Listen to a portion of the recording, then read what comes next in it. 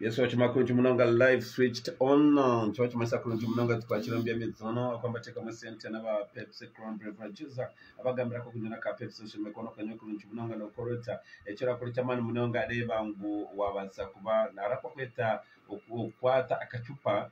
reno mukacupa ko mukafunisa mwenyuguta ozgita hamwe okora Pogba, Sancho, Messi mbona amazina yako kandi bukacupa na mwenyuguteji emwe chuma sa watu ngokupa bwa butano no kuri zine watu ngokupa bwa mukaga no kuri zine so bantu bakuru gendo nywe ahakanya kona akachwampare omu pabo mu supermarket omu hotel buramuhona na na mikoro yenyine yo kushemerwa na nayo busasi genda ho obase kubyo owo pulitse bwawe uzana kubantu gukora echamani so mujompuche twagayo kwe Dr. Chumuka kwereka akwatirine nemizano endizo elione genda ombisho emizano neya UPL ukataka cyo mango wa football bagatega musitse nabo abagabira kamgenda abranche zabo tugura matajigiti gona nko muri mbarati yo mutuzungu henyine owamuze witer kado mu kigatagirite magwari yaho abacombi kwicoza kumureba awagena na kimwe aha Liverpool wa Roberto Kakogo saho naona aba akiri kurundi Munonga so reba ngu wabasa kuba no genda no betting anaba sport betting so kama na kuletera abikwatana na emizani tunayiga na Premier League dizo tunompira gwa Rusoga na ikwatana timu ya Wakiso Giants ngambira ku Munonga Rusoga eri umwanya gwi 12 no rwaye abena butano kandi omusano gwabandiza na timu ejo timu ya Busoga kabatera golemo aharusha kunkati Wakiso Giants eri ya form ya mari Munonga eri umwanya gwa mwenda akimeza cha Uganda Premier League kandi nobuno bwayo abena mukaga isho ku Munonga kitugwitina form naro kubane eri ya mutindo gwa higuru esingire mizana 3 amezana 5 eherekire erukuzana ezero kutya timu ya UPDF bori tana yemo kati cheto konda ehonzire ya honda ya shatura tari chetakoze yatera UPDF gori tana yemo iyo timu ne ina mani minji Munonga gompira buza kwa tukurebera achayi kumizanye tantu mu studio ya ahari achecha Fufa Technical Center njeru omoko muri Eastern Uganda abasadi Wakiso Giants mbakuba batine captain wabo Hassan Senyonjo ogwatunde yellow cards itanezo kumuzibira kuzana kugira ngo bakufobera muzana kumwe abwe mitwembi tonkamba kwa bina Ibrahim Kasula agaruka kuzana ko muzana bazana bara kwa matandika first 11 baba ro ku Munonga butereve kuzana ko muzana kandi abasadi ya Busoga Nanta mu Michael naza kuba atarimo ayitundiro guta akugurukeye kandi Franco Barabara ogwe suspended kandi Ismail Mugurusi ogumana kwa ro ku Munonga so that is it Busoga versus Wakiso Giants kurya coach Abel Komeko nagirango we nakurwana kurango Wakiso Giants form yero yabasa gutsindwa yakomaho akirebe bench kandi notigete konkan ko biri bityo omuzano kuri byagati ya Bright Stars ne kwatana Mbara City Bright Stars in the team ya Mbara City Bright Stars mchomporchize we kwa kwatana team ya Mbara City season age ekatera team ya Mbara City gore mari bushabaka bya Kacheka Stadium hata itugama Mbara Stadium ya 11 kandi Bright Stars ari mu 10 sorry ari mu gwa mukaga akimeza mid table neheri ya kunje Munonga Bright Stars onkeri umukaneta isa Mbara City Busoga ananagambire kweri no neza na shekumi ondu paraka na Sports Club Villa na ondu bazana shekumi zenye bitele ondu paraka yitwa kunje Munonga Arua kandi timu ya Villa eta ya ile Villa muzangu kubanze kabutera gole ma arusha kandi Villa nabwe weheruka kutayira timu ya ondu paraka season ya hwire gatera timu ya ondu paraka gole ishatu aryemwe so no reba nabo inokwe yabe bamanyire ni batega sabukache kandi shwa kunje Munonga ondu paraka itugambe rimwe ya gwe 13 kandi timu ya Villa byumwanya gwa mushanju kandi UPDF byompulize eneta isa timu ya Mida UPDF aktwaliza mu mchezo wa nyumpulize ye inamani minji amange nago niteka bwanje ngabasa kutuma yasinga timu ya Mida timu ya UPDF nobe bagitere goli tanali yemwe konkagwa side ya Mida negisinga kuko abandize timu ya UPDF katera Mida goli 3-0 kandi hata itugamana buwa kure ukubemerire timu ya UPDF eri umanya kwa 8 Mida eri umanya kwa 15 ya kabiri omukushemba eryacu bunumbwenu cyekimeza cya Uganda Premier League. That's it ladies and gentlemen. So UPDF kagabetana kireje wati maba security bakamanda bakakabakora bata babura kushosajya abana bakashike bintu byagaruke nyuma uko bakatandika bebembere kimeza wano bamanya round yo kubanza ko kate tugambira bari mu mwanya gwa munana kunga kirungi president anakurahira izoba 2011 2011 urwa kashatu dende yarahira yaza kurahira iki cyaje no misho yari kuri sente abana batunga kasente bwa checks manya hato mushara takasayininga check yo nabo kwatunga president omusya ubu no kubanza tukamurebaga no kumurebaga mbamweta his excellence tubahaburwa tukumanya kandi ubu nakwizara umurungi muno ubwogwe omusya munonga kara mari kwiza akasente akatekemo bone batunga sente twambuke turebe ibikorwa aheruka cyo twatwambuka twabikorwa aheruka cyo mu mpurikize no gamira kunji munonga timu ya Napoli ene timu ya Udinese. Timu ya Napoli ne tagumusana kwa bweshongemwe. Timu ya Napoli ne jezo kurwana kuzo omwanya gwi 14 ayitugambire no bono bwa yonshanju yasingo gumuzana negera bono nshanju na bushatu kandi ikiba kibansango yagenda mu mwanya gwa kabiri konka yaterwa ninge kakora kubi timu ya Juventus nezana nyenchaka ene timu ya Sassuolo Juventus kandi yasingo gumuzana kwa Juventus atayitugambire no bono bwa yo ukagana mwene yasingo muzano bono yagenda bono nshanju na bibiri kibansango yihaye timu ya Napoli ayitugamba eriyo mwanya gwa kana niba jayo kibansango yatangukira mesa kuzumu kuzana mwene pakeza Champions League season y'ukwezi kandi tumango hata nasigara mizana ibiri yonka season kabanewa so ni ndebo gumuzane kwetaga munonga isome kwane gusinga timu ya Napoli nani bagambire cyo abakapapura mukwataka chumukanyu mukwato papura rwanyu ati unbano muri amana ginkwa bahereza yujo timiza kwa neki ati ni kwa analysis ya Napoli abakine itaga win iwe echukurisha mu cyamane cyo kwenda kubasa kutera umuntu Udinese tene ahwanje tene cyo kwetaga cyamane munonga Udinese abokuba enobone rode makumyani kandi tumanya league zona eziri mutima makumyani league zibuzana imizana 36 washangu enobone makumyani no safe kandi didi bar safe abokuba timu yako ene muyeyo ni timu ya Benevento ayitugambira enobone ashatunakam akure emizane eshatu yonka tukamara season akwato binore de ashatunita mbajibanza gora 38 now kato assuming na mu Benevento yatera emizane shatu yasigara kiri possible kandi nahamwe kiri impossible kada ahuza kushembera yo bakashanga uriyo to season yona agamana go kuza gusinse emizane shatu no wageka kunkati je ngoni cyawa katwakosa za if cyaba George masango yakabona makumyani niko Udinese already bwine izuka Udinese inemizane bire ndize takazane aho ko basakora na drop ubone katira no muntu George masango na approach ngugo muzano gwa Napoli naza gwa approaching nkumuntu orukushaka aine cyagumuka umuntu aine cyagumuka tokashaka nawe naine cyakuba nayisiga aine cyakwita plan B ntakabankiwe otine cyo ineho uryaho mbwene utegereze cyo kwezi zobere hati Udinese no bagitera aha ene chance yo kubasa qualifying no bakwagira imizana ndi abo kwati ngo siga nguko umuntu bakwaze imizana 3 na goro 38 ziba kumbanje ato mizane asigara yo eri kwingana 3 naza kwa nateba goro zinga none nyangu muzana kwa nateba goro 10 kandi already agariyo mu na finance ureba ngo already team ya Udinese abanje mathematically ya safe so tekaba ne Rwanda kura ngo muzana gwe guru so Napoli mjeze win no mutayiwanje na website za bugambo website zoku gayo gunakira kuba navugira along BSU Kakoba Road ya izina rya nyibuka cye kungana umwana wanje nwana agira tupatunu sadio gwasumu ya nyangota anajiona for the last 5 years atakunde so yagitunga jate analysis ya kuje mpeza tunyo nsutamaje nabantero muzano ni manyangu amangu wa mperi izene gago kandi wabuchikoze na timona betting with confidence. So thanks so much for trusting me, you guys, and believing in me so much like that. I also met a guy from Churubura. I was like, oh my God, but anyway, sana no uri nko kwa heri no bichenga biona. And I went no, just because in buying car search na bichimachona from Rushere, ni wabara kunjuna na msanga job line. Okoko ruwebe ikona yaliona tangara na nomana James ya kuichiriza yana side zibanda. So those guys they can show him bakwereka bambe mu bakwichirizamo kana nyiki ngwani kwani mbani kimanya ko nkata kira kushobora cya Napoli kine cyukutana nobu yakuretera amakuru agandi agina agambira ga patono gabo. That's real because in incredible betting one normaliza season it's about umuntu nayenda ki nukuba ku betting ni nyenda cyo mu kintu eki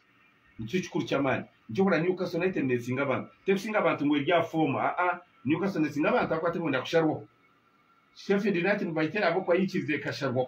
so na yasinga tekarabo. So it's about the mindset one zo mu game no itaga cyo muzano kamba tora muzano gwa Osasuna na Cadiz kandi ngakora mugambe zo lya chaka Osasuna gwo muzano ni ngureba ne gwetaga ngatugwa man Cadiz nabwo tegwa man already bari mu 43 points bari mu bubonero makumyana twakisharwa humbweni umugufu twakisharwa bushato muzano kuko no kuzarana gwa approaching ubwo muzano ku kirobwe nyine no gwa approaching ngo atakansinga kandi bajya ngo batakusinga none ukora mu cyo Samuel Babina bakora draw yo no kwano ngambizo lyenchaka Osasuna itasinje no kubera inka draw they make a draw with Cadiz abo kuba taro cyamana cyo kuza kujyango abana banje mushobore mu rugo mu dressing room ni nyenda mu ntungira kabonero nkorenta apana already bona babire safe kandi tubachibasabza no muzayo Europa tubachibasabza mu Champions League so nireba Osasuna na Cadiz ekintu bakwata batyo Cadiz ine 43 points kandi Osasuna yitu mu jump kize eri aha 41 points so it's safe fino muzano gurube barubinji Eliche nene zana elizoba echiro Eliche ne kwatana Alves Eliche enobono makumi ashatu Alves enobono bwayo ashatu na bibiri now one of betting anokora ki abako betting anotekura ngo orobwe Eliche ne yitakaje Eliche asinga ne kabona ashatu na bushatu kandi Alves yasinga ne genda bona ashatu na butano Alves yeta sinje cyuma sanga Eliche ne raba Alves ne sharwa bakuratine mwene babiri ngo bakuratine orene makumi ashatu ona ashatu nibi kandi umumuru bona ate kuba naguruko mbakisharwa mbona ati unajya kuko muzano wana utaminzani mugendera gute okucyo cyabiona oryomuka na itaga wine ubune Eliche ayine makumi ashatu na mangu yatungo bona ushatu na akona ye Alves ecuma zatumi buri umona kwandi bamegana aho wano betting anoteka mujyango omuzano mutakora mu goli ibiri mutakoreba Eliche kuronda goro na timu ya Alves eri kuronda equalizer ekuremera mu nshonga okusinga kizaguma muzano abuko womka nagwetaga obwo utayire nagwetaga so that's why they call it draw analysis matine magic tindu mufumu tindi pastor ngundi aho ndi umunyadini of a father of a reverend no just about research and knowledge omuzana abari muki akona nande okuma mu ntangaro shoti niteka magic apana kandi magic nyo think concept bintu nkebe by the way niyo umuntu okwikirizwa mu kindi natural am like that am pato I don't always even change much ako ninye okundi so just about cyo kwano yenda omuzana so nguko nabagambira mukimanyi ngo abantu ko bari they all need that game and when they need all that game mukimanyi bakuteraterana bakwenda bakoze na draw actually it's much a draw now tuno muzano gwa Levante na Barcelona oguna kuza kusummarize Levante netaga kabono kamwe okusigara mu La Liga remember okutumuzano gwa mwero nyina mu chengeje oguno muzano gwa kashatu ogwa muhero bakine mizane ndizo nkebe konka Levante netaga only 1 point from the 3 games esigire what does that mean Levante ne kwaneza mpira ekudefending nene kosa system ya 4-5-1 ne chimashati chimancha ngwe kwene ba defender bana ene ba midfielder batano ene mutebo umwe njo neta kwenda concedinga munongo akona itaga kabonero Israel twembete chibasi cha Mourinho Jesu muna akakora chibasi because na itaga 1 point so Levante na itaga 1 point chimancha neza ku defendinga munongo timu ya Barcelona ne itaga Barcelona ne itaga bono bushatu kabutungo bono bushatu neza kugenda mutogwa wechimeza cha La Liga neba sio bono bwayo inshanju ako ene atolede ene inshanju na utano so nere gera bono nshanzu na munana nere yayibembere kimeza cya La Liga efusiga zemeza nebiri kubane mara season cyuma sangu uyayibembera naye yongera umugisha go kutwari La Liga now coach Ronald Koeman yanagamba coach Ronald Koeman yagira ngo tupasa kora mistake ndizo bakanagobona Granada ekosanga mukabatera banagobona Atletico Madrid ebashangira mukabakosa draw this time they are away kandi away been such a good record out of 5 games basinjire mizanena babatera gumogonka kandi bakatera club ya Real Madrid ni yabatebere goli birari so noreba ngubine awe good record tora Barcelona nyo njawini Barcelona njawini konka kuza safe side akataga ngo Levante nenda gore emwe so nenda itaga point nemwe yonka ecuma sa yafu n'umucane basa ku defendinga ekore kibasa amarwa binu muzano 90 minutes we batora injere time take am over 2.5 nibazavuze nyuma munonga Barcelona barumbeyo ebaguturi wachireba ninga basagumayo bagikwatire yo kurenka draw konka tureba mugoro over 2.5 omuzano ogwa Barcelona ahamarwa byo nako nenda ngo singe deni ba Madrid na Atletico bize bakore cyabo bwanyuma Levante abakini igamba ati Levante n'umuryango ngitinira why we should put some goals emizano ibazane bende beremo over goals omuzano gwazana ebiro bibiri byo ku 11 na 2019 timu ya Levante katera Barcelona goli 3 omuzano gwazana 2019 ebiri kumbi byo kubanza timu ya Levante katera Barcelona goli 2 omuzano gwazana ebiri kuri 3 byo ku 5 2018 Barcelona Levante kabatera goli 5 ahari Barcelona iheruka gutsinda timu ya Levante mu mwaka w'2016 ebiro kwa kabiri ebiro mushanju no batire goli 2 now cyo kimanitse ngo Levante in a good record against Barcelona Georgia to take mukofa ya 2.5 now twanga yuko mu jompo kize chwangu timu ya Levante aitugambira enuburo bwa 3 ne ntunaga 1 point what's your 40 points in any league elimwe bizana 38 no bota kusharwa kandi babaza goli 10 amuzana 35 then tune Oscar na yeye yakubene mweyo eri hanse ne 13 so ni rwara kwa Oscar tia sagme tunomuzana kwa Manchester United nguzaza kwantwereka inuka cyana masamuganya ukabaza kunyabira ku ndimuna ngo tele Barcelona muzana negwiyo wateguye wale Levante ko diane basakwa ne Jeremisa kandi ine na Odi bantu muza kwa mutesi manja wajumanya ya MTN no ugitera ne Odi yo kubahereza Odi 10 you know kutera nyonzi tensa hamwe urebe ngo atera umuhinde erizoba yabasagamba ryankore Odi 10 njinaha Odi 10 njinaha umushawo yanjye yuri intambara nayo Odi 10 note sumi yawo tensa twaza twatera umuhinde erizoba ushango ine Odi 10 kongondo tino na cash of take out kandi ahinde cash kwenda kwasa take out yo ile Odi 10 tuma so ekiri kikuno patterns wa Odi 10 inogenda akajipereza na niyo wakashe ukizoka mwigitaho mukegita katimu United you beat muhinde situachimara now kamptware ikoreka atimu ya Manu is a tricky game Manu a tricky game na team ya Leicester City Manu itachibwa mu cyakabiri kona Gamazon itachibwa mu cyakabiri kujuko performing now Manu ino muzano rwakana neza ko mu rwakashatu rwonka agakezana is a tricky game kureka nyonka senior analyst omukugu nimbagambira ki ubwo muzano nuri yanguza gumira Manu Leicester neba sano kwende busingi konka ndikimangu Manu tekikiriza loss pure netekwa naronda muna yuguru kutera akwa Romana Bruno Fernandes ine goli 15 oibe mbere top scorer hata ine goli Bernabeu ishuma sayate bagoli 3 na mukwata Bruno Fernandes will continue performing well as an individual maybe to be a top scorer echo ndeba mu echo bakweto kuteba teka mu yeso mu mupira gwa Manu na Leicester City first of all Harry Maguire I dream club ya Leicester City is tarazano gumzana actually ba na chapter every game ya Manu ko gatarazano gu ine injured so defense wise bakwa batunga issues kandi kinagambira ngo bateko rotatinga bateko kwato mu line up ejo ahubwo bino muzano gurwakana kandi gwamane bine club ya Liverpool toka gitezo ubutiyo kati bakikiza Liverpool ekabasinga no mabi nempara neli batabine yamanu muno Liverpool tebasa kwiza Old Trafford ekabasingire kandi ubo basingwa Leicester konka batera Liverpool noreba how tricky it is so nchona gamantu ko muzano gutriko gwa Manchester United just take yes yonkaneza kwa nekora abo kwa nindeba coach aguza kwindwa line up erazane chileke tuno muzano guri hagati ya Southampton na Crystal Palace echeche net fair za Justin Chamanu tani mu Chamanu muno Southampton tuchibasa kusharwaho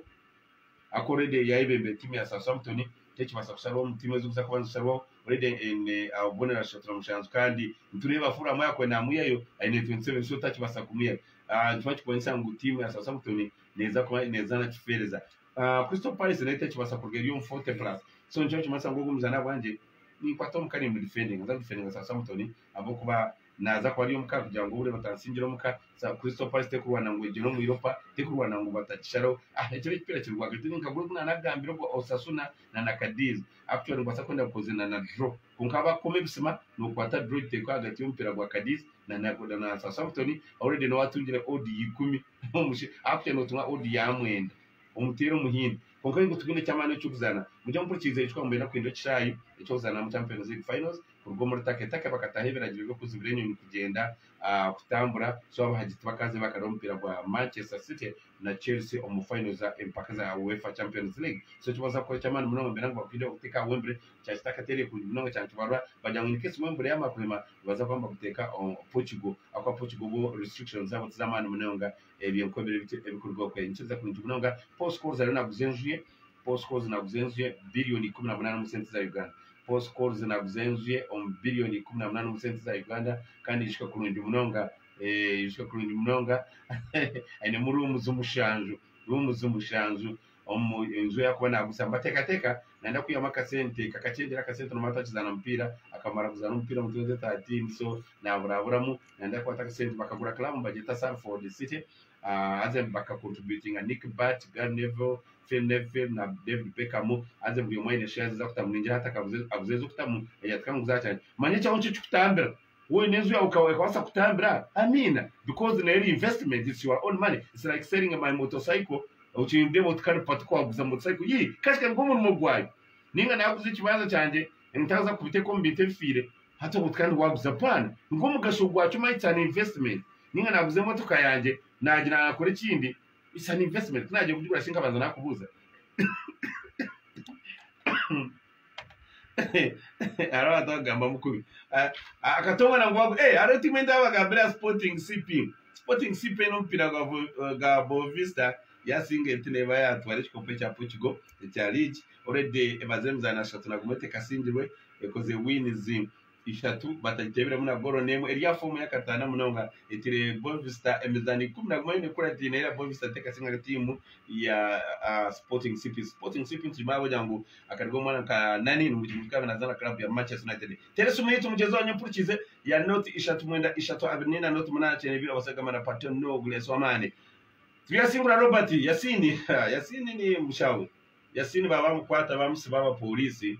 nani mwakrobo akuraho atakuwa arangu pattern gulisi na mwenda benda kumukoma so Yasini ninja wareba how powerful the media is konka kandi nandiyo kumwakuna janti Yasini kombuzo kumna byanti mada dono sio kobuzire nti chimada nani kwenda bakaza Central Market bakakunyurayo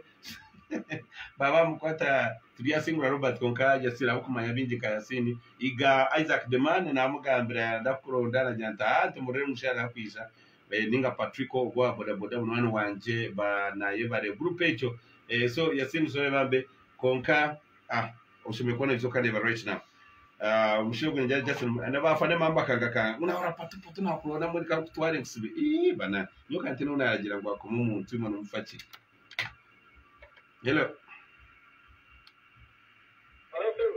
sebo amana mani DJ watera kai aha nole vota Barcelona wanombuza chi yego okay wabari kunji muna radio is the best no let's pato hello yes radio is the best yes kafunze rieta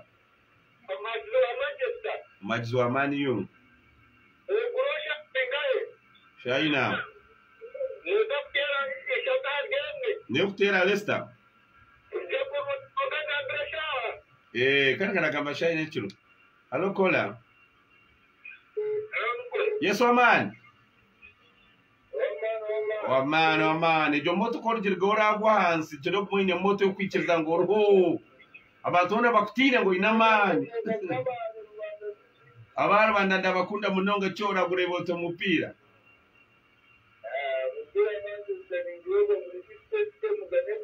yego uraguya modro kandi Barcelona uragirebota cyo yaraza kumutera so turama thank you so much amana bachiga turabakunda munonga baka urakurara mukama wawe karika odi kanaja ante odi 10 njine yonoza kutera to jine kandi gamba mwerukare yeteka nakachumuka unoro popular wako wabara kule yes wamana tele radio celebration ne nobles pato abana mbeda odi 10 njina yo mushawo iranji pachire botero muhinda gamboro jamkora WhatsApp cyo kiganye ishaka kuronje munonga mujezo wanyu purikize yanagaba Rio Ferdinand akazangai Rio Ferdinand mujompurike barimo kuferwa mukazi weye ebintu mukizamane by'umupira yaberwa tarayigumize munazana umupira umukazi wakafaho ibitararire kandi kansa amerwa byona akagenda akora mu TV hata nakora mu TV na nakora analysis konkati no muntu mukuru yawo particular kureka na esente za kumbiso origenda neza rentals akaombeka hubuju obwa kupangisa okukuwa mu UK konka umupira akagurwa umwana wanje wa Manchester United kuga kafonjoke aisho kunji mwana nasema kama tuendeze birunche abokubana natama ku Vitor Nyoro Toro mwichi Grace Oboki azakora tetera makuru gol Nyoro Toro abakoma tamasenta ba football bakatanisa no bito abisho cha pep sabaga kaza mukajenzo misho eba buraka chipore ebe mwana mwenye gutezo wazigita gita amona namba utupaka butano no kurize nakapogo botunge Victoria ya witano kinozi ya dipo tayari pato nobles no abendeza ebronje mutakaga radio service abanta yakuraho musasira abana yakuraho imwencha kete ndabagaruka amana man order ya sumu okay 0776 248873 sumu jawa kwat usumbe kono rukuri ngeji kodi ngomsima den waizo mwana ojeje 0776 248873 tero muhinda gabore nyankore